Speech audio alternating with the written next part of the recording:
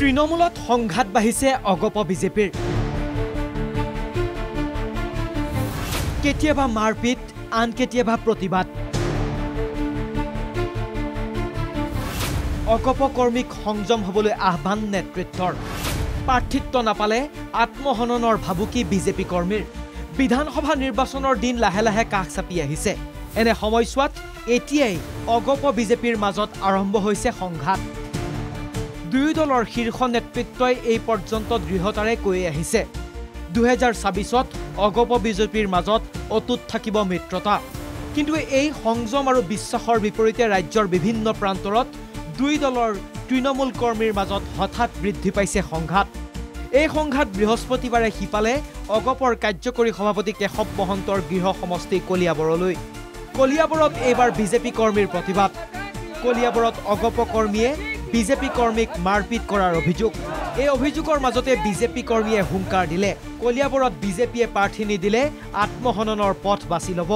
বহুত আমাক হাৰাশাস্তি কৰি আছে গতিকে এইটো হাৰাশাস্তি আমি সহ্য নকৰো এতিয়া আমাৰ দাবী হৈছে 2026ত আমাৰ কলিয়াবৰত বিজেপিৰ কেন্দ্ৰীয় লাগে আমি বিজেপিত ভোট দিম আমি বিজেপিক জয়যুক্ত কৰিম এইটো আমি আশা কৰি আছো এটা আশা কৰি আছে দিলে খেলটো হ'ব না কি হয় সেইটো খেল খেলিম পাছত হ'ব সেইটো মই আশা কৰি আছো যদি তেওঁ মিত্ৰজোঁটৰ যদি এৰি নিদিয়ে বা বিজেপিয়ে যদি বিজেপিক এৰি নিদিয়ে এজেপিকে এৰি দিয়ে তেতিয়া আপোনালোকে কি সিদ্ধান্ত ল'ব সিদ্ধান্ত আমি আৰু কি কৰিম আমি বুঢ়া হৈ গৈছে আমাৰ কি কৰিম মোৰ দুখৰ কথা কৈ আছে মই সুইচাইড কৰিম এই সংঘাতৰ মাজতে অগপ সভাপতি অতুল বৰাই দুই দলৰ কৰ্মীক সংযম হ'বলৈ কোৱাৰ লগতে মিত্ৰতাৰ ধৰ্ম পালনৰো আহ্বান জনালে লগত ভাৰতীয় জনতা পাৰ্টি মিত্ৰতা নতুন নহয় পুৰণি এইটো নথকাৰ কোনো কথাই নাই এনেকুৱা ধৰণৰ হয় তৃণমূল পৰ্যায়ত দুই এঠাইত খুব নথকা নহয় আৰু সেই ক্ষোভৰ উমান আমিও পাইছোঁ আমি কথা বতৰা পাতিছোঁ এইবিলাকতো থাকিবই দলৰ ভিতৰতো থাকে আৰু মিত্ৰতাত যেতিয়া থকা যায় কেইবাটাও দল লগ লাগি চৰকাৰত ইয়াত অস্বাভাৱিকতা একো নাই আৰু মিত্ৰতাৰ ধৰ্মটো অগপও পালন কৰিব লাগিব আৰু ভাৰতীয় জনতা পাৰ্টিও পালন কৰিব লাগিব ইফালে এই সংঘাতৰ কাৰণ অন্য ধৰণে ব্যাখ্যা কৰিলে অগপৰ জ্যেষ্ঠ নেতা ৰমেন্দ্ৰ নাৰায়ণ কলিতাই মই ভাবোঁ যে অসন্তুষ্টিৰ মূল কাৰণটোই হৈছে যে বিভিন্ন যিখিনি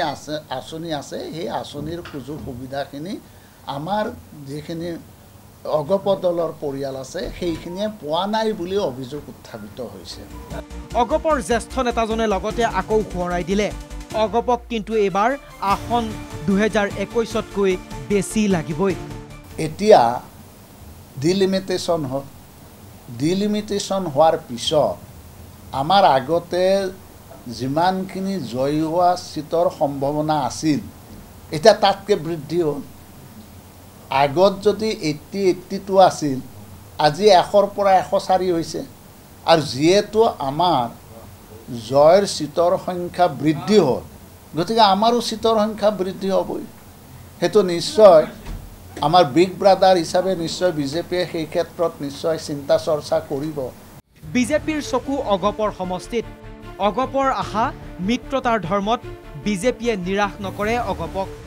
নিৰ্বাচনলৈ কিছুদিন আছে যদিও এনে সময়ত অনুমান কৰিব পৰা হৈছে আসনৰ ভাগ বটোৱাৰাত পূৰ্বৰ তুলনাত অসন্তুষ্টি আৰু ক্ষোভৰ পৰিমাণ বৃদ্ধি পাব 2024ত এনে সময়ছোৱাত দুই দলৰ নেতৃত্বই তৃণমূল পৰ্যায়ৰ কৰ্মীক কিদৰে সন্তুষ্ট কৰিব সেয়াহে হ'ব মন কৰিবলগীয়া ব্যুৰো ৰিপৰ্ট NKTV